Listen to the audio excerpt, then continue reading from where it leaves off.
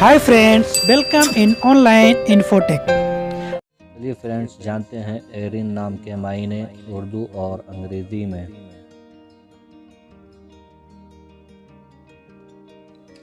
ayrin इस नाम का शुमार लड़कियों के नामों में होता है। ये नाम 5 हुर्फ और एक लफ्ज़ पर मुश्तमल है। इस नाम का असल ताल्लुक़ अरबी ज़बान से है।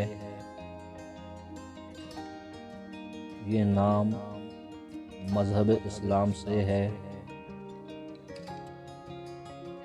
नाम का